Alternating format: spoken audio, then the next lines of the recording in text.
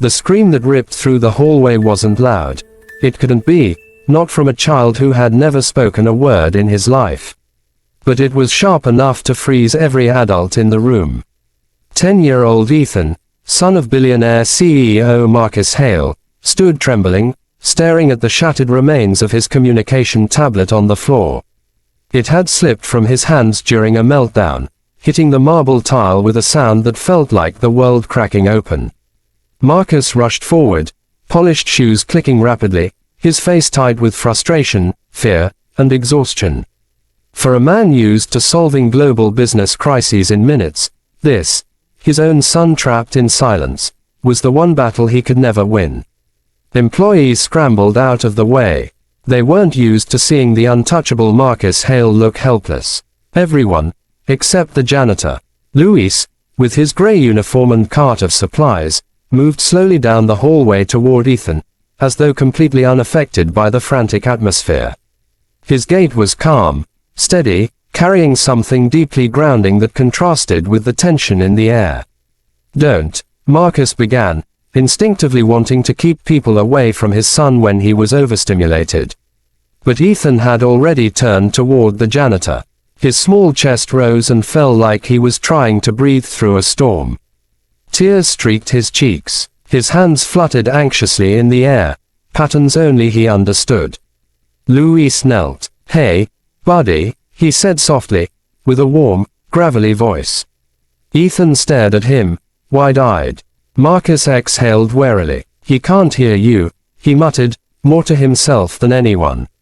"And talking during a meltdown isn't." But Luis simply nodded, as if he already knew. He reached slowly into his janitor cart, moving with deliberate gentleness so he didn't startle the child further. Marcus watched with a knot tightening in his stomach. What could a janitor possibly do? Luis pulled out a small, worn harmonica. It was scratched, fading at the edges, clearly something loved for many years. He didn't lift it to his lips right away. He just held it where Ethan could see. The boy stilled. Even Marcus blinked in confusion. Ethan was profoundly deaf. What use would music be? Luis raised the harmonica. He pressed the metal to his lips. And then he began to play, releasing a soft, slow melody that drifted through the hallway like something glowing and living. At first, nothing happened. But then Ethan stepped forward.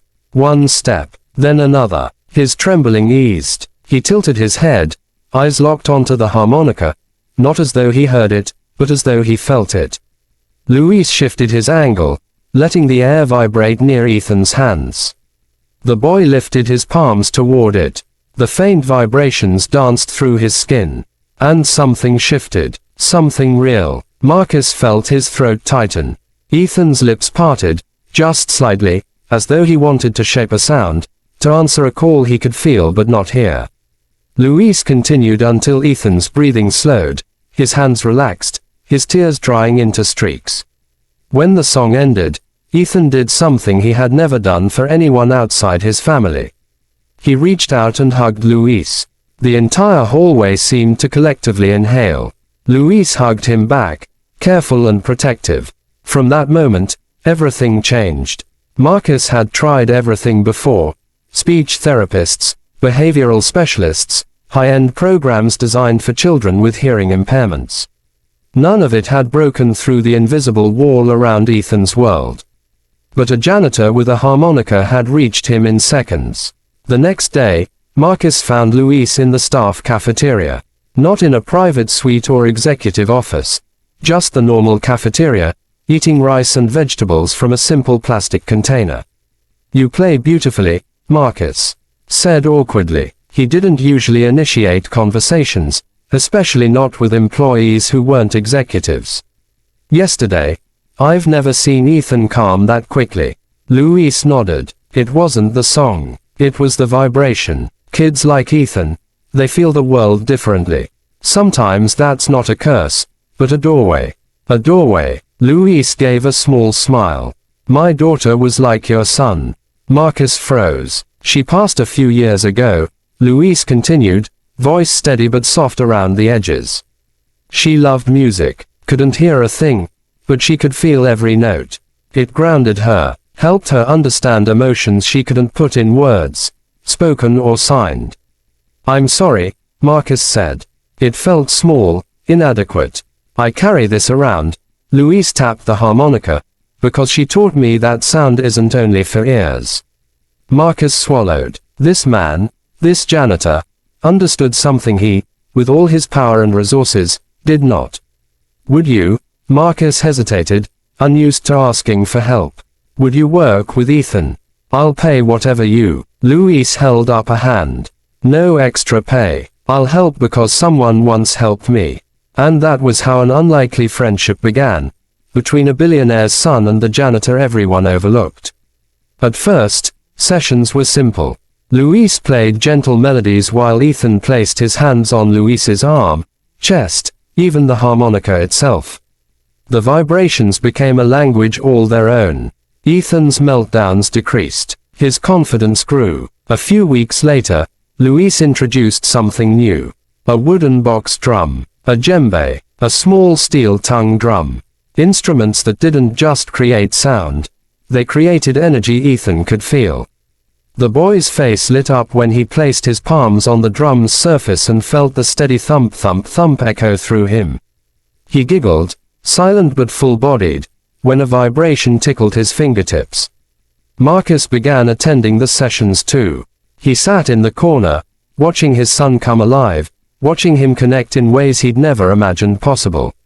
One evening, as the sun painted the office windows gold, Ethan tapped a rhythm on the drum and then pointed at Marcus. Louise smiled. "He wants you to try." Marcus blinked. "Me?" Ethan nodded impatiently. So Marcus sat beside him, awkwardly tapping the drum, completely offbeat. Ethan grinned widely. The two of them laughed, one with sound, one with breath, but it didn't matter. For the first time in years, Marcus felt like he wasn't failing as a father. But progress wasn't linear. Some days, Ethan shut down again. Some days, he grew frustrated when he couldn't express what he wanted. Marcus feared they were hitting another dead end. One afternoon, Louise pulled Marcus aside. "He's close to something big. Don't lose faith now." "What do you mean?" Marcus asked. Louise tapped his chest. "Sometimes, before something opens, things shake a little." Marcus nodded, though uncertainty gnawed at him. And then came the day everything changed. Louise arrived with something wrapped carefully in cloth. Ethan's eyes widened with immediate curiosity. Louise unwrapped it. A beautifully crafted wooden calember, its metal tines glimmering, the wood smooth and warm. "This was my daughter's," Louise said softly. "And now it's yours." Marcus stiffened. "Louise, that's..." But Louise gently shook his head. She'd want someone to keep listening with their hands. Ethan reached out reverently, touching the instrument as though it were alive. Louise guided his thumbs along the tines. A soft vibration hummed into Ethan's palms. The boy gasped, not audibly, but visibly, his entire body reacting. He began to play on his own, experimenting with tiny motions. Marcus watched, tears gathering. Then suddenly Ethan froze. His lips parted, his chest rose, as though he was searching for something inside himself. And then, a faint sound escaped him. A small, trembling, breathy syllable that wasn't quite a word, but close enough that everyone in the room felt the world shift. Louise whispered, "Let it come, buddy. Don't force it." Ethan pressed the calember again. Another vibration, another breath. This time, a clearer sound. "Da." Marcus's heart slammed into his ribs. He stepped forward, hands shaking. "Ethan." Ethan turned toward him. "Da." It wasn't perfect. It wasn't loud. But it was unmistakably spoken. The CEO sank to his knees, tears spilling freely. "I'm here, son. I'm here." Ethan rested the calember against Marcus's chest, letting both of them feel the vibration. Louise quietly stepped back. Not because he wasn't needed anymore, but because he had given them what they needed most. A bridge. Word of Ethan's breakthrough spread quickly, but Marcus shut down all attempts to turn it into a publicity piece. "This is not a headline," he told his PR team. "This is my son's life. Instead, he made a quiet decision. He funded a new foundation dedicated to offering sensory-based communication support for deaf children. Programs led not by prestigious specialists or expensive consultants, but by people who understood the world through feeling, patience, and heart. People like Luis. Luis became the director of the program's first center, something he accepted only after Marcus insisted and after Ethan personally placed the caliber in Luis's hands as if to say thank you. Months later, Ethan continued to make progress, some days forming sounds, other days simply resting his hands on an instrument and smiling. He didn't speak often, but he didn't need to. He had found a voice in vibrations, found connection in a world that had once felt unreachable. And Marcus, he learned that communication was never about volume, words, or noise. Sometimes a whisper felt louder than any shout. And sometimes the most life-changing miracles came from the quietest places, like a janitor with a harmonica who saw what no one else did. The boy who had never spoken now lived in a world full of unspoken conversations, felt deeply through fingertips, heartbeats, and vibrations that told stories louder than language. And every time he lifted the kalimba to play, Marcus heard the sound of hope, whether he could feel it or not.